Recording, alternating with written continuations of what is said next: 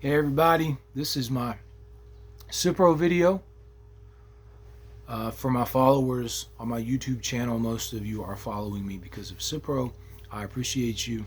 Just a quick disclaimer, I did make the jump to TikTok. Finally, after a lot of people were on me about it, where I do most of my music stuff there, and I even do some lives. And if enough of you folks follow me over there, then I could talk to you directly on the screen, because it's a good platform, and it's not something that I'm trying to make a career out of course.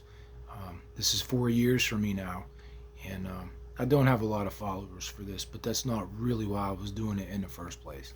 I just wanted to document as I went and hopefully be a reference or a resource or a support for people who went through what I did. And I know that you're out there, and there's probably a handful of you watching, shaking your head right now because you already know what I'm talking about. So this is for my Cipro people. I'm going to upload this video to TikTok as well, and I'm going to put my TikTok ID at the bottom on my YouTube screen here if you want to look down and add me if you have that app. So anyway, where am I at? This is my 4-year anniversary. Some of you all had made some requests for an updated video, and one person even remembered that this is coming up on my 4-year anniversary, and I appreciate that you all have followed, and that you remembered that. So 4 years for me, May 22nd, it was May 22nd of 18. That was when I took the Cipro, and of course I peaked at the toward the end of June. So after about 4 or 5 weeks, is when I was totally at my worst. It was a slow burn down to the bottom for about 5 weeks, at which point my vision was messed up.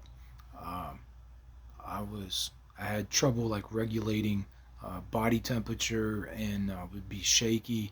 The skin was peeling off of my fingers. I couldn't walk. I literally hadn't been up on my feet upright off my back for 5 weeks. That was when I finally went to the hospital. Um, so it peaked for me 5 to 6 weeks after the event, and it kind of stayed at that peak for probably the whole summer up until about September or October. Um, Definitely the worst summer of my life, and I was in the hospital for a week. They didn't do a lot for me. You want to watch some of the other videos, I'm sure that I detailed my story and my history for those of you that are interested. For those of you who might be new to the channel or watching on TikTok, I took an antibiotic called Cipro. Ciprofloxacin is a fluoroquinolone antibiotic 4 years ago, and I took it simultaneously while I was prescribed for steroids, a prednisone, basically, methylprednisolone. And the results were devastating to me, and I think I nearly died, and I was disabled for a year.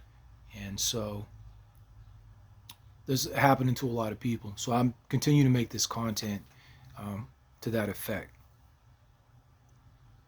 because it's out there. And some of you folks are going to come across this down the road.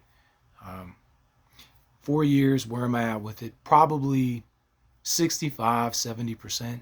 I think if I'd said that earlier. I can get up. I can run if I need to. I can definitely grow facial hair, right? I can lift a little bit. I have 4 Great Danes. That's probably what you hear right now. I have 2 puppies and 2 adults. We had a litter. So I run after dogs. I've been working full time. I've been moving into a new home,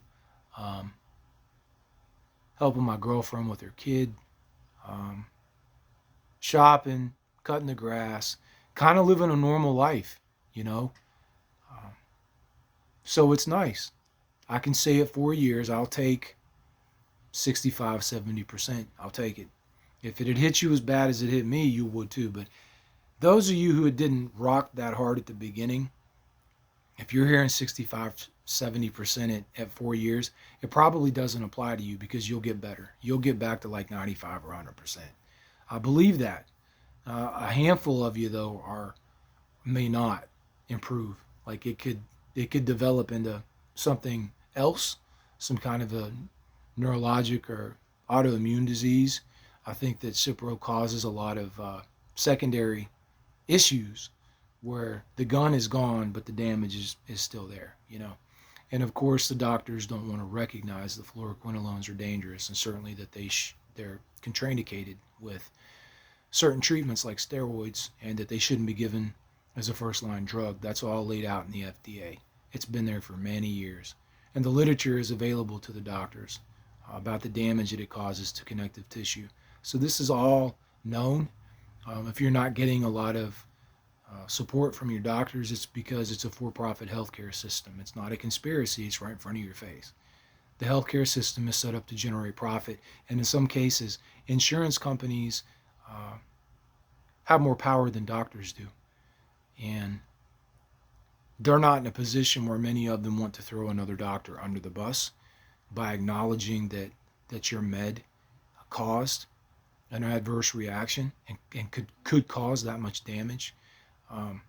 So really nobody wants to be held accountable.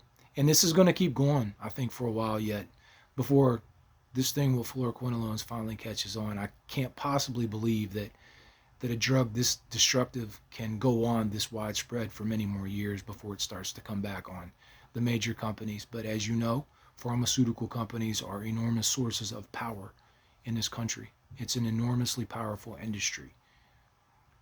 So we have to navigate this, and thank God we have the internet because we can create content like this, right?